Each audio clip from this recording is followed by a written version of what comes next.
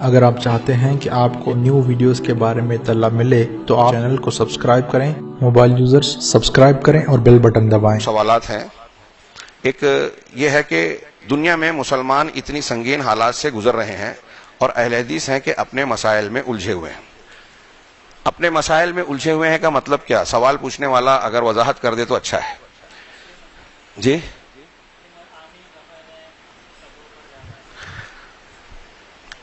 ندیم بھائی نے وضاحت کی کہ اس سے مراد یہ ہے کہ جیسے آمین رفع الیدین۔ میرا خیال ہے کہ یہ تو ایک تشہیر اور پروپیگنڈے کی بات ہے۔ آمین رفع الیدین کی بات آپ دیکھیں، اہل حدیث میں کتنے ایسے افراد آپ کو ملیں گے سماج اور معاشرے میں جو لوگوں کو پکڑ پکڑ کر اس مسئلے پر محنت کرتے رہتے ہیں۔ شاذ و نادر۔ میرا اپنا مشاہدہ تجربہ یہ ہے کہ اگر کوئی شخص اہل حدیث ہوتا ہے یا حدیثیں پڑھنے کے بعد رفع الیدین شروع کرتا ہے تو جو نہیں کرنے والے ہیں وہ چھڑتے، ایسا کیوں کر رہے ہو، مذاق اڑاتے، مکھی اڑا رہے ہو کیا، یہ منسوخ ہو چکا تھا، اس قسم کے دعوے شروع کرتے ہیں۔ اب وہ بندہ جو اس کو سنت سمجھ کر اختیار کرتا ہے اور سنت ہے تو وہ اس کا جواب دینے لگتا ہے۔ تو کیا ہم یہ کہیں گے کہ ہم اس مسئلے میں الجھے ہوئے ہیں؟ تو جو کرنے والا ہے وہ الجھا ہے یا جو ٹوک رہا ہے وہ الجھا ہے؟ ایک بات۔ دوسری بات یہ کہ ہمارے دین کے مسائل میں سے ایک رأس العبادات نماز ہے۔ نبی پاک صلی اللہ علیہ وسلم نے جب نماز بتایا کہ فرض ہے، یہ بالکل موٹی سی بات ہے جو میں ابھی اتنی لمبی تقریر کیا، لمبی تمہید ہو گئی، اس کا مقصد کیا تھا کہ ہم کو اللہ کے سامنے جھکنا ہے، رسول کی بات ماننی ہے، تو پورے دین کو اختیار کرنا ہے۔ ہمارا دین صرف سیاسی امور کا نام نہیں ہے، صرف روزے کا نام نہیں ہے، حج صرف دین نہیں ہے، شادی بیاہ صرف دین نہیں ہے، زندگی کا ہر پہلو ہمارے دین کا حصہ ہے۔ ایک مومن بندہ شادی بھی کرتا ہے تو وہ بھی دین ہے، اور لین دین کرتا ہے وہ بھی دین ہے، رزق حلال کے لیے کوشش کرتا ہے، بیوی کے حقوق ادا کرتا ہے، بیوی کے لیے، بیوی بچوں کے لیے لقمہ تیار کر کے ان کے منہ میں ڈالتا ہے، یہ بھی دین ہے، اجر و ثواب کا باعث ہے، آپ جانتے ہیں۔ تو اب ہم جب دین کی چیزیں اختیار کر رہے ہیں تو اس میں ایک بہت اہم چیز ہے، اللہ کے رسول صلی اللہ علیہ وسلم نے فرمایا نماز فرض ہے، قرآن نے فرمایا اقیموا الصلاۃ۔ نماز جب فرض ہے تو نماز کا سیکھنا فرض ہے کہ نہیں؟ کیا ہم یہ کہہ سکتے ہیں اللہ کے پاس، کل کوئی بھی کہہ سکتا ہے کہ بھائی اللہ تعالیٰ تو نے نماز تو فرض کی تھی، یہ مجھے پتا تھا لیکن یہ معلوم نہیں تھا کہ نماز پڑھتے کیسے ہیں، اس لیے میں نے نہیں پڑھی، یا پڑھی تو غلط پڑھی، چلے گا؟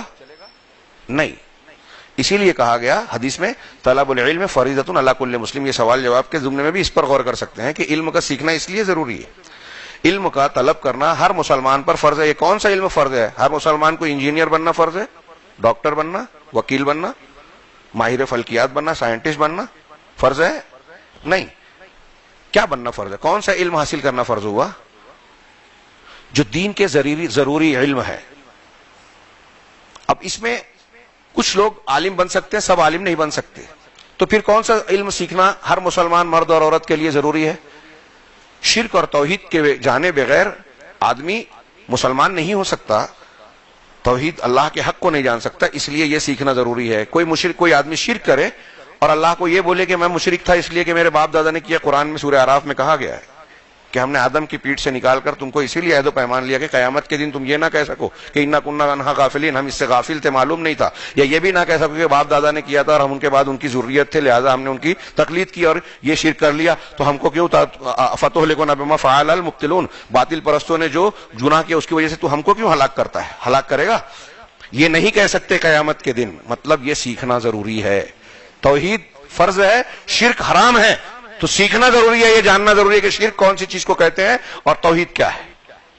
نماز کو فرض کیا ہے ہر مرد اور عورت پر، مسلمان مرد اور عورت عاقل بالغ پر، تو نماز کا سیکھنا ضروری ہے۔ اللہ کے نبی صلی اللہ علیہ وسلم نے صحابہ کو کہا 20 دن نماز پڑھانے کے بعد ان کو جب رخصت کرنے لگا تو کہا صلو کما رأیتمونی اصلی، نماز ویسے پڑھو جیسے مجھے نماز پڑھتے ہوئے دیکھا ہے۔ اب ہم نے نماز پڑھتے ہوئے دیکھا ہے کیسے، تو حدیثوں میں ہم کو دکھ رہا ہے کہ اللہ کے رسول نے کیسے پڑھی تھی۔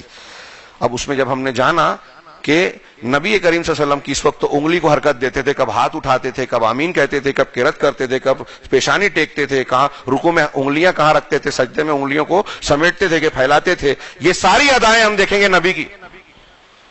کیوں؟ یہ نبی نے بتایا ہے۔ نبی کو کس نے بتایا؟ جبرائیل نے۔ جبرائیل کو کس نے بتایا؟ اللہ نے۔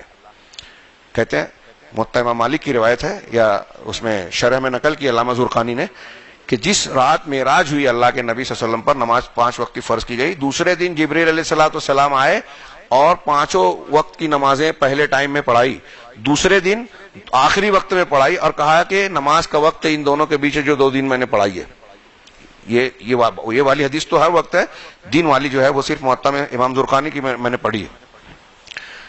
تو جبریل نماز کا اتنا اہتمام، اتنے بڑے بڑے مسائل ہیں، آپ یہ بولیں گے جبریل علیہ السلام اس میں الجھے ہوئے ہیں کہ اللہ کے نبی صلی اللہ علیہ وسلم کو آگے نماز پڑھائے. 2 دن نماز پڑھائی تو طریقہ بھی بتایا، ٹائم بھی بتایا کہ وقت ان دونوں کے بیچ میں ہے. اس سے نماز کی اور اس کے طریقے کی اہمیت کا بھی احساس ہوتا ہے. ایک بات تو پتہ یہ چلا کہ یہ ہمارے دین کا حصہ ہے، ہم دین کے حصے کو جو جس سے متعلق ہے اس کو اہمیت دیں گے. اور اگر رسول اللہ صلی اللہ علیہ وسلم سے کوئی چیز ثابت ہے تو وہ چیز ہلکی نہیں ہے. آپ یہ سوچتے ہیں کہ یہ غیر ضروری ہے، نبی کی سنت کو کوئی غیر ضروری ہے. امام مالک رحمہ اللہ کے پاس ایک شخص آیا اور اس نے کہا، کچھ سوالات کیے. امام مالک نے کہا کہ مجھے نہیں معلوم. امام مالک ان کے سامنے ہم ان کے پیروں کے دھول کو نہیں پہنچ سکتے، ہم یہاں جواب دینے بیٹھے ہیں، اللہ معاف کرے غلطی ہو تو. امام مالک نے کئی مسئلے میں کہا ہمیں نہیں، مجھے لا ادری، اور وہ کہا کرتے تھے امام مالک کے لا ادری یعنی میں نہیں جانتا، یہ کہنا سیکھو، اس لیے کہ یہ کہنا آدھا علم ہے، اس لیے کہ تم کو پتا ہے کہ تم کو پتا نہیں ہے، تم کو علم ہے کہ تم کو علم نہیں ہے، یہ آدھا علم ہے. تو امام مالک نے جب کئی مسئلے میں اس آدمی سے یہ کہا کہ مجھے نہیں معلوم، تو اس آدمی نے کہا کہ ارے آپ امام مالک ہیں، امام اہل مدینہ ہے، مدینہ والوں کے امام بولے جاتے ہیں. کہا ہاں میں مالک ہوں. تو کہا اتنی چھوٹی اور ہلکی باتیں نہیں جانتے؟ تو امام مالک کا جواب بتانا چاہ رہا ہوں. انہوں نے کہا کہ اللہ اور رسول کی صلی اللہ علیہ وسلم کی کوئی بھی بات، دین پورا کا پورا اللہ کی طرف سے آیا نا، تو اللہ کی کوئی بات ہلکی نہیں ہے. کیا تم نے قرآن کی آیت نہیں پڑھی سورہ دہر کی، انا سنلقی علیک قولا ثقیلا، کہ ہم عنقریب تم پر بہت بھاری بات ڈالیں گے. تو اللہ کے نبی صلی اللہ علیہ وسلم پر جو بھی بات ڈالی گئی ہے، قرآن ہو یا سنت ہو، یہ بہت بھاری ہے، اس میں ہلکی کوئی چیز نہیں ہے. اب اگر کوئی چیز ہم کو معلوم پڑ گئی کہ اللہ کے رسول صلی اللہ علیہ وسلم یہاں انگلی ہلاتے تھے، تو اب دنیا کے لوگ کچھ بھی کہیں، ہمارے لیے ایک مومن کے لیے سب سے پسندیدہ چیز یہ ہوگی، اللہ کے رسول نے کسی مقام پر بٹن لگائی تھی تو ہمارے لیے سب سے بہتر ہوگا کہ ہم یہاں بٹن لگائیں. اگر کھول دی تھی تو ہم کھول دیں گے، اس معاملے میں وہی بہتر ہوگا. کیا کوئی یہ کہے گا؟ یہ جو لوگ اس طرح کے اعتراض کرتے ہیں، امام مالک رحمۃ اللہ علیہ سے جب بادشاہ وقت نے بلایا اور کہا کہ تم نے ایک فتویٰ دیا ہے طلاق المکرہ لیس بشیء، زبردستی کی طلاق کوئی چیز نہیں ہے. بہت بڑا مسئلہ تھا کیا؟ آمین رفع الیدین تو نماز کی ہے، یہ تو نماز کا بھی مسئلہ نہیں تھا، طلاق کا مسئلہ تھا. خلیفہ نے یہ سمجھ لیا کہ میری خلافت میں نے کچھ لوگوں سے زبردستی بیعت لی ہے، تو امام مالک دراصل اس کو بھی رد کر رہے ہیں. امام مالک کو بلایا، کہا اپنا فتویٰ واپس لو. کہا نہیں لے سکتا، قرآن حدیث کی روشنی میں دیا ہے. کہا لو ورنہ سزا دیں گے. کہا میں کیسے واپس لے سکتا ہوں جبکہ میں نے حق بات کہی ہے، ایک سچی بات میں کیسے غلط کہہ دوں؟ کہا ہم سزا دیں گے. کہا منظور ہے. امام وقت ہیں امام مالک، آج کا ہمارا کوئی عالم ان کے آس پاس نہیں پہنچ سکتا، بڑے سے بڑا امام کیوں نہ ہو وقت کا. ہاں، امام مالک رحمت اللہ علیہ کو منہ پہ کالک لگائی گئی، مونڈے اتار دیے گئے. امام مالک کے مونڈے اتر گئے، اس کے بعد ان کا ہاتھ مرنے تک نہیں اٹھتا تھا. اسی لیے آج مالکی لوگ جو نماز پڑھتے ہیں نا، آپ دیکھیں گے حرم میں تو کچھ لوگ آپ کو نماز پڑھتے کہ نیت نہیں باندھتے، رفع دین نہیں کرتے. وہ ایسا سمجھتے ہیں کہ یہ امام مالک کا مسلک ہے، جبکہ امام مالک کا مسلک نہیں ہے. امام مالک کا ہاتھ اٹھتا نہیں تھا، تو ان کے بعد شاگردوں نے ان کا یہی موقف نقل کر دیا، تو آج مالکی اسی پر عمل کرتے ہیں. موطا میں انہوں نے نیت باندھنا بھی نقل کیا ہے، رفع الیدین کی حدیث بھی نقل کی ہے موطا امام مالک میں. تو امام مالک کے مونڈے اتار دیے، منہ پہ کالک لگائی، گدھے پہ بٹھایا اور شہر میں بستیوں میں بازاروں میں گھمایا. لیکن امام مالک شرمائے نہیں، دبے نہیں، واپس نہیں لیا کہ یہ تو چھوٹا موٹا مسئلہ ہے، کیا اس میں الجھنا.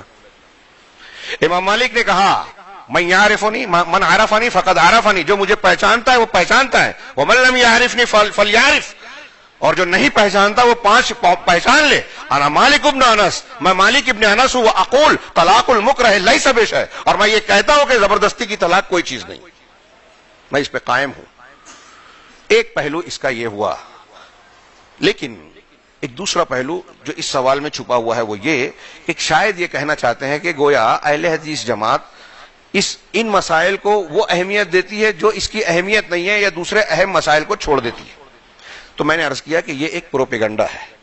اہل حدیث کا بنیادی مسئلہ آمین رفع الیدین ہے ہی نہیں. ارے آمین رفع الیدین کے نہ ماننے والے، چونکہ ہمارے یہاں ہم احناف زیادہ ہیں ہمارے گرد و پیش میں، اس لیے سمجھتے ہیں کہ صرف اہل حدیث مانتے ہیں، لیکن ایسا نہیں ہے. رفع الیدین حنبلی بھی کرتے ہیں. امام شافعی کے یہاں تو، شوافی کے یہاں تو بہت سخت ہے. آپ کے کوکن میں چلے جائیے، آپ اہل حدیث اور شافعی میں فرق نہیں کر پائیں گے اس بنیاد پر، کیونکہ شوافی سب کے سب رفع الیدین کرتے ہیں. تو اہل حدیث کا مسئلہ نہیں ہے خالی ہے. اس لیے احناف کو تو اس پہ بحث بھی نہیں کرنا چاہیے. جب آپ خود بولتے ہو کہ چاروں مسلک برحق ہیں، تو چاروں مسلک میں تو رفع الیدین ہے. آپ کے اس میں نہیں ہے، 3 مسلک میں ہے. میرا سوال یہ ہے کہ اگر ایک شافعی مسلک کے ماننے والا ہے، امام شافعی کی تقلید کرتا ہوا رفع الیدین کرتا ہے، آمین جہرن بولتا ہے، امام کے پیچھے سورہ فاتحہ پڑھتا ہے، تو آپ کہتے ہو کہ صحیح ہے اس لیے کہ امام شافعی کی تقلید کر رہا ہے. اور ایک اہل حدیث کہتا ہے کہ چونکہ اللہ کے نبی صلی اللہ علیہ وسلم کی سنت سے ثابت ہے کہ امام کے پیچھے سورہ فاتحہ پڑھنا ہی چاہیے، اس کے بغیر نماز نہیں ہوگی. اندر رکوع بعد رکوع رفع الیدین کرنا چاہیے. آپ مرتے تک، وفات تک یہ کرتے رہے، اس لیے ہم کرتے ہیں. آپ آمین بالجہر کی تعلیم دیتے رہے، اس لیے ہم کرتے ہیں. تو آپ کہتے ہو کہ آپ غلط ہو. یعنی ہم رسول کی اتباع کریں تو غلط، وہ شافعی امام شافعی کی تقلید کرے تو صحیح. کیا فیصلہ کر رہے ہیں آپ؟ امام شافعی کا درجہ اللہ کے رسول سے بڑا ہوا ہے کیا؟ آپ ان مسائل میں کس طرح الجھے ہوئے ہیں، آپ غور کیجئے. رہ گئی بات یہ کہ ہم اس میں الجھے ہوئے ہیں، تو آپ کو بتا دیں کہ دنیا میں یہ شعور کہ کس مسئلے کو کہ اس کی اہمیت کیا ہے اور اس کا مقام کیا ہے دینا چاہیے، اہل حدیث سے بہتر کوئی نہیں جانتا. مسجد میں ہوں، اللہ کے گھر میں، اور پوری ذمہ داری کے ساتھ کہہ رہا ہوں، یہ اہل حدیث جانتا ہے. اور کس بنیاد پہ؟ سب سے زیادہ اہم مسئلہ اور بنیاد، شاید اس پہ بھی کچھ لوگوں کو اعتراض ہو، سب سے بڑا بنیادی مسئلہ کون سا ہے بتائیے آپ لوگ؟ سب سے بنیادی مسئلہ کیا ہے؟ توحید. یہ جو آپ نے جواب دیا، ابھی کئی مجلسوں میں آپ جائیے، 20 سال جماعتوں میں گھوم کے آئے ہیں، اسلامی حکومت قائم کرنے کے لیے محنتیں کر رہے ہیں، وہ یہ جواب نہیں دے پائیں گے. میں کوئی طنز نہیں کر رہا ہوں، سوچنے کی بات ہے. اہل حدیث کا دعوت اور تبلیغ اور دین کا پورا معاملہ اللہ کے نبی صلی اللہ علیہ وسلم کے منہج پر چلتا ہے، انبیاء کے طریقے پہ چلتا ہے. ہماری دعوت بھی انبیاء کے طریقے پہ چلتی ہے، ہمارے تربیت اور تعلیم کا مسئلہ بھی انبیاء کے طریقے پہ چلتا ہے. اور یہی حق ہے. نوح علیہ الصلوۃ والسلام نے 950 سال دعوت دی، قوم نے توحید کو قبول نہیں کیا، توحید سے آگے سبق بڑھایا نہیں. حکومت اور فلاں فضائل اور یہ سب نہیں بحث کی، ابھی توحید مانو. کسی بھی نبی نے جس کی قوم نے توحید کو قبول نہیں کیا، نبی نے اگلا سبق دیا ہی نہیں، اللہ تعالیٰ نے بتایا ہی نہیں. یہ بنیاد ہے. ہر نبی کی دعوت کا آغاز توحید ہے، انتہا توحید ہے. بچے کو تعلیم دے تو سب سے پہلے اللہ کے رسول نے کہا لا الہ الا اللہ سکھائے، کلمہ توحید. مرنے لگے تو آدمی کا کلمہ، اللہ کے رسول نے فرمایا جس کا آخری کلام لا الہ الا اللہ ہوگا وہ جنت میں جائے گا. توحید کے ماننے والوں کے لیے جنت ہے، توحید کا انکار کرنے والوں کے لیے جہنم بنی ہے. توحید سے ساری خوبیاں انسان کے اندر پیدا ہوتی ہے، ساری خرابیاں شرک سے پیدا ہوتی ہیں.